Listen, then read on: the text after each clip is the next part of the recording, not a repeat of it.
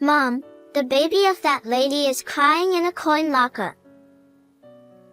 In the middle of my brother's wedding, my daughter pointed at the bride and shouted this. The entire room erupted in murmurs. After all, my brother and his wife weren't supposed to have a baby yet. And a coin locker. But my 5-year-old daughter had a mysterious power. However, the bride, unaware of this, turned pale, the guests became angry, and the room filled with voices accusing us of poor parenting. Even worse, our relatives stood up with fearful expressions and left the venue. Thus, my daughter caused the wedding to descend into chaos. But soon after, a more terrifying truth came to light. I got married at 25 and gave birth at 27. My husband said, "She looks just like Nancy. She's so cute." He hugged our newborn daughter, Emma, in the delivery room. Now she's 5. We noticed she had a strange ability when she was about 3. For example, one time when my mother was on the phone, my daughter suddenly said, Grandma, you're talking to a fake uncle. Uncle referred to my brother. I had my mother put the call on hold and asked her who she was talking to and about what. It turned out she was almost the victim of an impersonation scam. When we praised our daughter, she proudly put her hands on her hips and said, The person behind told me. Emma always says this when she uncovers something, so it's probably some kind of guardian spirit she can see. While her ability has often been helpful, it's not always a good thing, as she sometimes reveals people's secrets. Once, she even ruined a surprise party by spilling the secret to the person it was for. Emma is only 5, so she doesn't understand how to judge these things. That's why we've taught her not to mention what the person behind tells her in front of anyone outside the family. My brother John is someone Emma adores, and we have always been close. When he announced his wedding, my family was overjoyed. John works in research at a fairly large company, earning around $70,000 a year. However, since he hadn't been involved with any women until his late 30s, both he and our family had almost given up on the idea of him getting married. I've loved my gentle brother since we were little, and I always wished someone would eventually see his good qualities. What can you do? I guess John is just the type who remains a good guy but never more. I thought, trying to make peace with the situation. But when a woman finally agreed to marry him, our whole family welcomed her with open arms. The woman, Amy, is 34, 4 years younger than my brother, and apparently, she was the one who asked him out. We started dating about 6 months ago, and recently, she was the one who proposed to me. He told us this shyly, looking so happy that it made our family happy too. On the day John brought her over to introduce her as his fiancée, of course, I came along with my daughter. Nice to meet you. I'm Amy. Thank you for having me. As she bowed her head in greeting, Emma murmured happily, The baby is coming too. I interpreted this as meaning they would soon have children after getting married, which made me even more pleased. It was unusual for Emma to talk about the future, as she usually predicted things that were hidden in the present. Still, I didn't think much of it. But Amy gave Emma a strange look and glared at her. What are you talking about? That's so creepy. She shouted with an annoyed expression. Emma, it's okay. Amy is probably just surprised. I comforted my daughter, who looked scared and on the verge of tears from Amy's harsh reaction. Not everyone believed in Emma's abilities, And some, like Amy, found them unsettling. That might be the normal reaction. But since she was the woman my brother had chosen, I believed she would eventually understand. So, I focused on calming Emma down at that moment. She probably just associated marriage with having a baby. It's just something a child would say, so don't worry about it, Amy. Even so, it was the first time someone had reacted so strongly. Something feels off, I thought, but Amy otherwise seemed polite and kind, so I tried not to let it bother me. However, on the day of the wedding, something unexpected happened. The ceremony was solemn, with both families gathered together, and everything proceeded smoothly up to a certain point. The vows were exchanged, and the ceremony was approaching its finale when suddenly, Emma stood up. My husband and I hurriedly tried to get her to sit down quietly, but she suddenly ran forward and pointed at the bride. The baby of this lady is crying in a coin locker. When I looked at Amy, who was at the end of Emma's gaze, she had gone pale and was muttering something under her breath. Since I was near the bride's seat, trying to stop Emma, I barely caught her saying things like, How did she know? and, What the hell is that kid? seeing her panicked reaction, I realized that Emma had hit the mark. But only a few of us, including myself, understood this. Amy quickly raised her head and glared at Emma. Stop saying nonsense. What baby? Just because you're a child doesn't mean you can ruin my wedding. The bride's outburst seemed to convince her relatives to side with her. It wasn't surprising since, to those unaware of Emma's mysterious ability, it would seem like she had suddenly blurted out something absurd. However, hearing murmurs like, "What terrible manners!" from the bride's side made my chest tighten with pain. But she's telling the truth.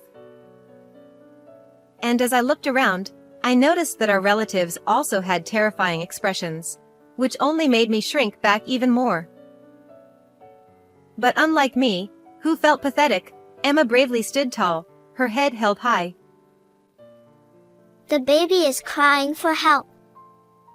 It's in a coin locker at a nearby department store. Someone, please go help.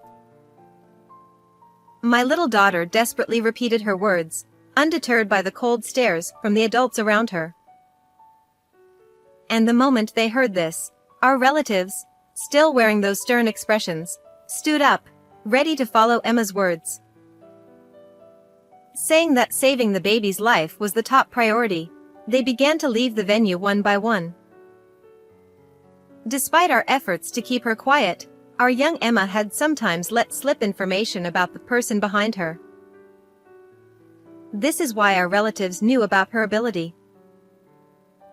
They often watched over her, joking that there was no risk of being deceived as long as Emma was around. So at that moment, they must have immediately believed her plea. Now that I think about it, when they had those terrifying expressions, they seemed to be glaring at the bride.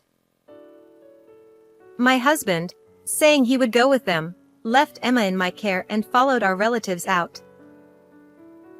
Less than an hour later, I received a call from my husband and was able to hear about the situation. It seems that thanks to Emma's words and the collective effort of our relatives, the baby was found. However, it couldn't be said that the baby was safe. There was a lot of commotion at the scene, and according to my husband, the baby looked as though it had just been born. The baby appeared limp, and it was immediately clear that its condition was critical, so they quickly called an ambulance. Why would Amy do something like this? No matter what the circumstances, this is unforgivable. As anger welled up inside me, I asked my husband to get help from the people around him for a few specific tasks. I also made a call to a certain place. After taking care of everything I needed to do, I left Emma with my mother, who was with me, and headed to the waiting room where my brother and Amy were. My brother was in the waiting room, trying to get an explanation from her. However, since there was no solid evidence yet, I didn't expect Amy to easily admit to anything. My brother likely wanted to believe in his fiancée, so he probably wasn't able to push her too hard and was just trying to keep her there. That's why I knew I had to go to them after hearing what my husband had told me. When I entered the waiting room, Amy was completely frustrated. Not only had the ceremony been interrupted, but in the chaos, the scheduled time for the wedding had passed, and it could no longer be resumed. Amy snapped. There's a set time we can use the chapel. You know that, right? That time has already passed. Why would John's relatives take a kid's words so seriously? To her, it must have felt like her special day had been utterly ruined. Not only that, but the start of the reception had also been delayed, and all the guests, except for our relatives, were kept waiting. Amy continued. That brat is totally unacceptable. She keeps saying creepy things. What is she? Some kind of curse? I swear, I want to dump her in a mountain. Emma was a beloved niece to my brother, who was doing his best to calm Amy down. However, when she spoke about his niece like that, he couldn't help but frown. John, you should call off the wedding, I told my brother, trying to keep the fury boiling inside me from showing in my voice. I said it as calmly as I could. Amy turned her bloodshot eyes toward me, glaring, but John remained composed as if he'd anticipated my suggestion. He sighed quietly. So what Emma said was right after all. I was hoping she'd be wrong this time. Though he only managed a slight, bitter smile, I could tell his heart was sinking in sadness. Amy then rounded on me, her face twisted in rage. What the hell do you think you're doing? Accusing me without any proof, ruining the wedding, and now you want to call it off. She was furious, and she advanced on me like a demon, not even noticing the look of disappointment on John's face. Amy shouted, If that brat isn't going to be held accountable, then you should be. Pay up for damages, or better yet, I'll sue you for defamation and make you pay a hefty settlement. Amy's loud voice echoed through the room, and I had to resist the urge to cover my ears. So you said there's no proof, huh? But Emma was right, wasn't she? A baby was actually found. Do you understand what that means? Amy scoffed. And so what? Some random kid was found somewhere. What does that have to do with me? It has everything to do with you. A DNA test will easily reveal who the mother is, and when it does, it'll be undeniable proof that you have a secret child. There's no way out of this. As soon as I said that, it occurred to me that there was a small possibility that the baby might not be her secret child. John, I don't think so, but is there any chance that baby is yours? I asked just to be sure, although it seemed impossible since they'd only been dating for 6 months. John replied firmly, Absolutely not. The timing doesn't match up. His unwavering response caused Amy to scowl in frustration. If John had acted like a normal man and made a move, we could have raised the child as our own. But now, it's all ruined because you're so slow. Her absurd attempt to shift the blame made me sigh deeply in exasperation. So, who is the father? Amy hesitated before replying. It's a child from a previous boyfriend, but I don't know which one. Her answer left both my brother and me speechless. That meant there were multiple possible fathers, which was shocking. How many people had she been seeing at once? Having a child with an unknown father was entirely her own reckless doing, and trying to blame John was utterly misplaced. If I'd known she was this kind of woman, I would never have considered marriage. No, I should be thankful I found out before the wedding ended. The marriage hasn't been registered yet. I'm going to call it off. John heaved a deep sigh before making his decision, and Amy looked at him like she was the victim. Amy then whined, I specifically chose the guy with the most money. What about my future plans? How are you going to fix this? During the formal meeting, she had declared how much she loved John more than anyone else. But hearing her lament now made it clear that was a complete lie. She was only trying to marry him for his high salary. Amy continued to rant. Getting pregnant ruined everything. I finally caught an elite, and now to find out I'm carrying someone else's baby? This is just bad luck. According to the story she confessed to, playing the role of the tragic heroine, Amy realized she was pregnant quite late.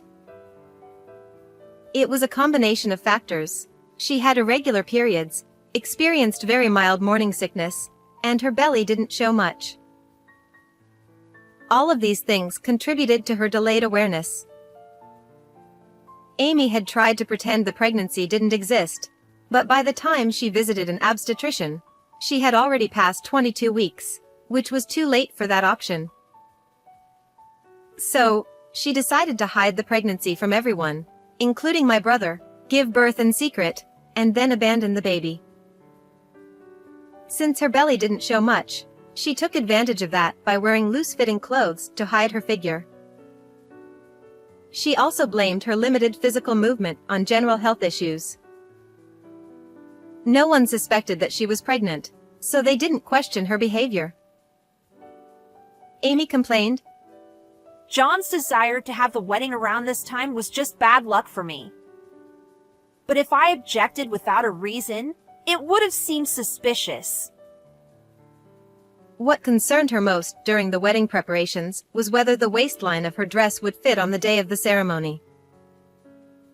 With her due date so close, she couldn't predict whether she'd give birth before or after the wedding.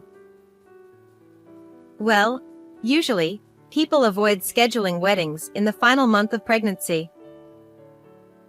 Amy responded, Exactly.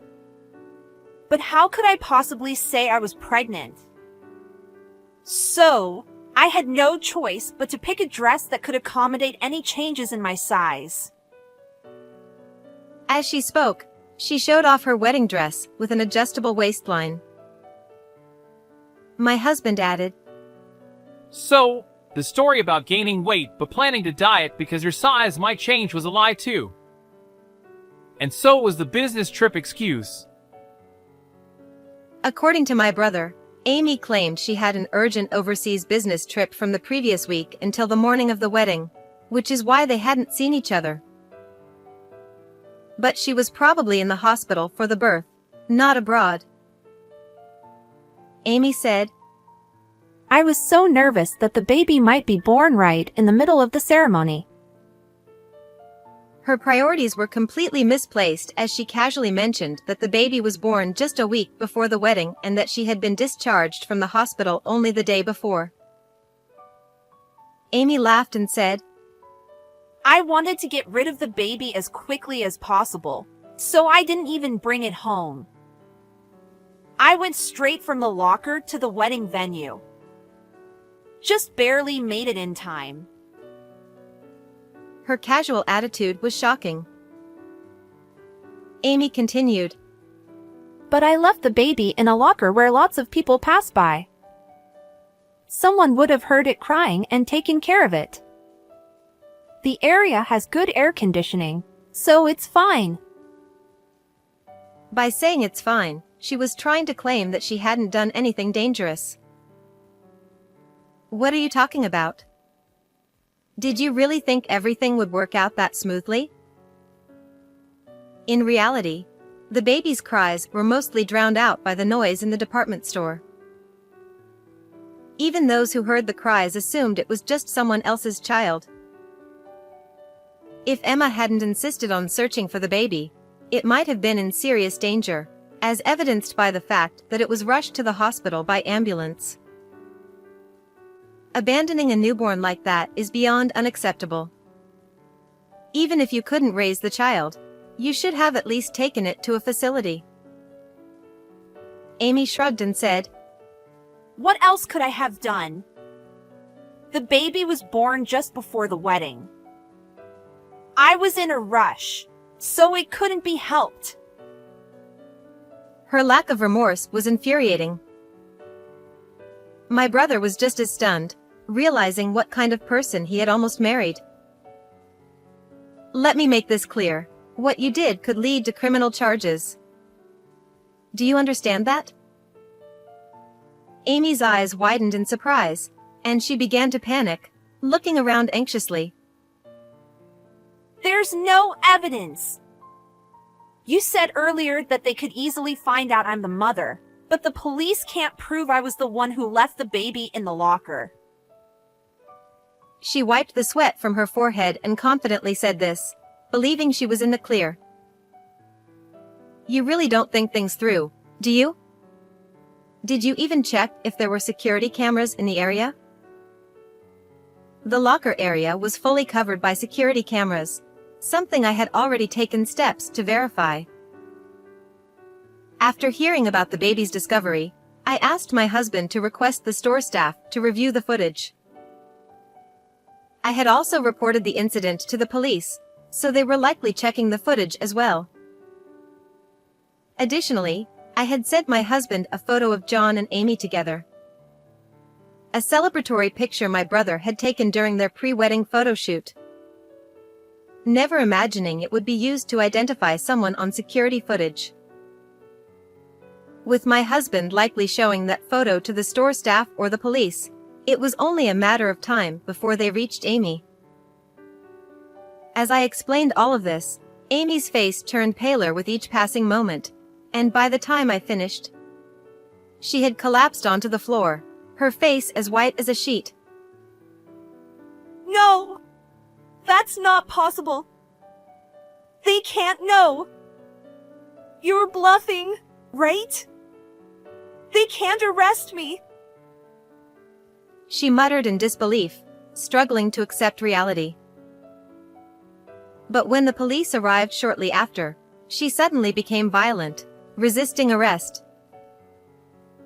No! Let go of me! It's not my fault! It's all because of that brat and those people. My brother, his face blank with shock, watched her struggle, the extent of his devastation clear to see. I turned back to Amy. You mentioned that you haven't officially registered the marriage, right?